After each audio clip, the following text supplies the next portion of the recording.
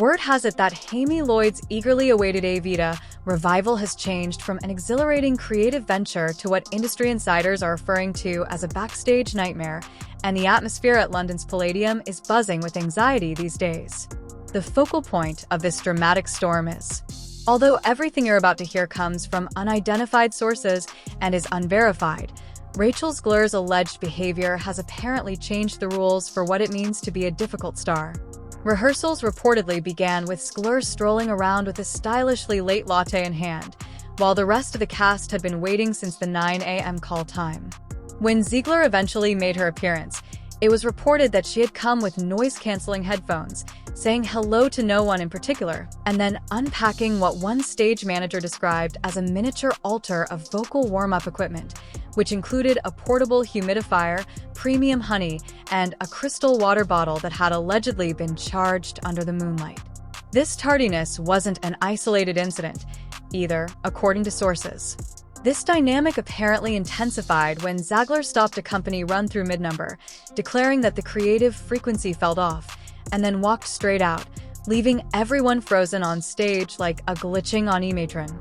According to one ensemble member, the real drama began when Lloyd tried to give direction on blocking, and Zegler interrupted to explain her own vision of how Eva Perón would command the space. The message was clear: she directs us orbit.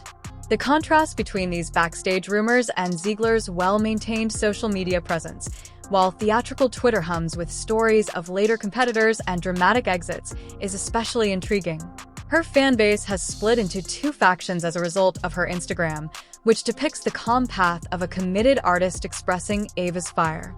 Those who believe she is a misunderstood creative genius, and those who are considering changing the show's name. The tension reportedly increased while waiting for Rachel during Don't Cry for Me Argentina rehearsals. Lloyd, who is known for his minimalist approach, envisioned Eva standing motionless and allowing her voice to carry the emotional weight while the ensemble created a living frame around her. Zegler allegedly responded with a firm but quiet "I don't think so," before beginning what witnesses described as an impromptu masterclass on how the scene should be performed with dramatic arm movements and a more dynamic physical presence. This clash of visions reached a boiling point when Lloyd gently reminded everyone to trust the director's vision. According to the cast, Zegler's alleged reaction has become legendary. "A blueprint is a recommendation. History is what we create right now." By the end of the week, the ensemble reportedly had developed a running joke in their group chat that was evao lighthearted on the surface, but concealed growing concern that the production was becoming UNM. As one crew member put it, the show was turning into Frankenstein, constantly being stitched together only to have a limb fall off the next day. Even Lloyd's famous calm was reportedly wearing thin, with the director allegedly ending one late-night session by muttering "We're hurting thunder," a crack in the facade that sent shockwaves through the entire production. When an obligatory closed-door meeting was scheduled and director Amy Lloyd, producers, a union representative, and the legal counsel participated via speakerphone, the situation became even more. Whispers spread more quickly than a swift costume change, even while the specifics were kept private. Lawyers reportedly went over each phrase of Zegler's contract, looking for any mention of significant interference or unprofessional behavior. As producers revealed concerning data on ticket pre-sales compared to predicted break-even points, the phrase "pattern of disruption" allegedly arose many times, followed by the lingering question, does this qualify as breach? Financial concerns seemed to dominate the conversation. One attendee allegedly summed up the choice as having to decide between two poisons: risk bleeding money if the backstage mayhem reaches preview, or drink the PR consequences of firing a headlining name. The most telling was perhaps the impromptu conversation that casting agencies received separate questions regarding the availability of powerful mezzo-sopranos with Latin flair aged 2035 within 48 hours of the meeting. When you join those dots, a suspicious-looking silhouette results. Zegler's public relations machine went into overdrive while Eva molded. Her Instagram feed was full with rehearsal photos with amber tints and beautiful captions about discovering Eva's heartbeat in the silence between notes. This caused the cast members to roll their eyes. One is said to be making remarks in between notes. "You missed half of the song, sis." It was a tearful selfie video on the price of artistic honesty and the burden of leadership. Supporters on Twitter praised her vulnerability, while detractors called it a major character meltdown PR. One of the most popular responses was, "Girl, the cost is over-budget tech weeks."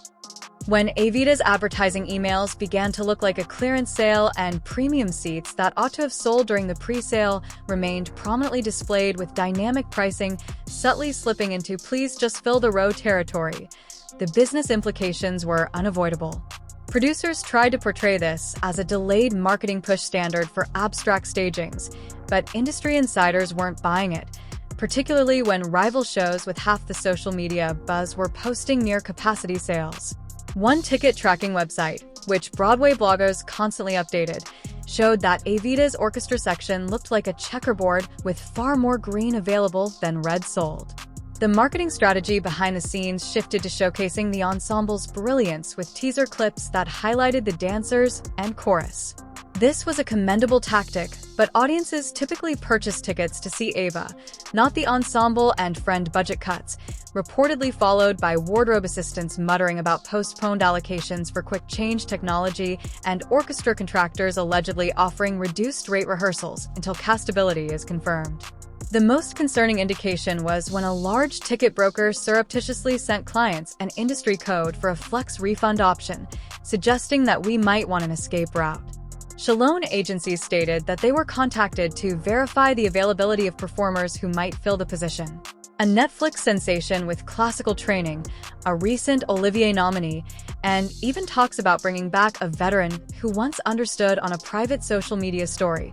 Elena Roger Dresser allegedly took a picture of a casting office binder tab titled Plan B and captioned it "Emergency Evis, choose your fighter." Although the post vanished quickly, theater insiders claimed that Zegler's raw talent was an absolute cannon waiting for alignment, predicting that once opening night pressure hit, she would channel the tension into volcanic brilliance. Even an exhausted ensemble member acknowledged off-camera, "When Rachel locks in the hair on your arm stands up, we just wish you'd lock in before the lunch break." Outside the platform, the industry observed other directors subtly reevaluating their own projects with sick fascination. Because reputations are contagious, one West End producer reportedly postponed a casting announcement until the Evita dust settled diplomatically. Broadway gossip boards discussed whether this story marked the end of Hollywood's first stunt casting or would only serve as a warning. How many social media followers are equivalent to trustworthy curtain calls, and when does celebrity heat begin to degrade the production infrastructure, became the main topic. On opening night, Zegler harnesses the chaos to deliver a performance so amazing that critics forget the rehearsal drama ever happened and the story shifts from div a disaster to Phoenix, with 3 possible scenarios hovering over the production like alternate endings waiting in the wings. Ascending in the second scenario, the contingency file slides out of the drawer, the paperwork is signed, and a new Eva takes over with a valiant 2-week crash course, while the press portrays it as a daring course correction. The third and most feared scenario, no one takes the difficult decision. Previews stutter forward in a tense atmosphere. Opening night turns into a real-time blood sport. Commentary on social media and investor ire over refund amounts. The internal dynamics of the industry led to the development of their own jargon. Since yesterday's blocking is now spiritually old, Zegler adjustment became a shorthand for changing lighting cues. Rope masters supposedly called spare equipment contingency RZ, and the ensemble allegedly committed 2 versions of each scene, director's plan A and the Rachel remix, to memory. According to one dancer, it keeps them both alive like twins in different incubators. For those who had just been steamrolled by a spontaneous motif reinterpretation, coffee runs now included an additional tray marked Morale shots pure espresso. This story is especially interesting because it highlights the brittle ecosystem of theatrical production. For example, when a director's canvas keeps vanishing under constant repainting, when legal teams review contracts for breach clauses, and when discount codes proliferate before Tech Week even locks, these become obvious flaws in a sector that is supposed to be based on seamless collaboration. Everyone feels the heat when the chemistry between vision and execution, between individual genius and collective precision, flares up. From investors looking at ticket projections to dressers concerned about working overtime, the financial realities became more glaring when an insider revealed that slide decks now included a metric called pre-preview attrition risk, which basically measures how many patrons might leave before they even scan a ticket. When headlines screamed turmoil, marketing teams found it difficult to rebut the narrative by highlighting ensemble quality. In fact, the orchestra contractor allegedly offered reduced rehearsal charges until cast stability was proven. In terms of finance, we're hedging our bets. In the meantime, Zegler's team tried to contain the damage by posting a well-crafted statement to a theater blog asserting that creative intensity is being misrepresented as discord. Unfortunately for them, the blog included a box office chart right underneath, emphasizing the high usage of promotional codes. Screenshots of purportedly removed comments from fans asking specifically about rehearsal walkouts on Zegler's social media posts went viral. When Watchdog accounts archived and uploaded everything, the removals backfired dramatically, and theater enthusiasts are still split as the drama plays out. Some contend that sincere artistic enthusiasm frequently takes the appearance of intensity, and that artists who push boundaries have challenged directors and produced groundbreaking interpretations throughout history. Some argue that collaborative art forms demand mutual respect and timeliness, and that no one person's genius warrants holding an entire production hostage.